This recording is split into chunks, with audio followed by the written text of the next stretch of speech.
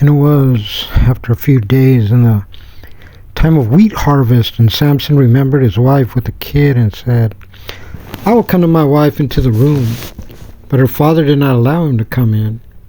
And her father said, I said that you had utterly hated her, and I gave her to your companion. Is not her younger sister better than she? Let her now be yours instead of her. Samson said to them, This time I shall be blameless from the Philistines, when I will do them harm. Samson went and caught 300 foxes and took torches and turned tail to tail and put one torch between every two tails in the middle. And he kindled fire on the torches and set them loose in the standing grain of the Philistines and burned up from the stacks to the standing grain into the vineyards and olive trees. And the Philistines said, Who has done this? They said, Samson, the son-in-law of the Timnite, because he has taken his wife. He has given her to his companion, and the Philistines went up and burnt her and her father with fire.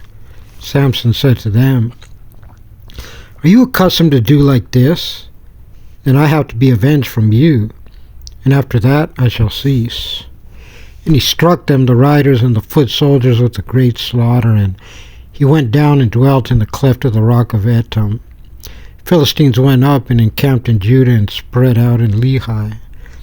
The men of Judah said, Why have you come up against us? And they said, To get you, to bind Samson, we have come up, to do to him as he has done to us. And there went down 3,000 men from Judah to the cleft of the rock of Etam, and they said to Samson, Do you not know that the Philistines rule over us? Now what is this that you have done to us? And he said to them, As they did to me, so have I done to them. And they said to him, We have come down to bind you, to give you into the hand of the Philistines. And Samson said to them, Swear to me, lest you strike me yourselves. And they spoke to him, saying, No, however, we will bind you and give you into their hand. We will not kill you. They bound him with 2 new ropes and brought him up from the rock. As he came up to Lehi, the Philistines shouted towards him, and there rested upon a spirit of the Lord.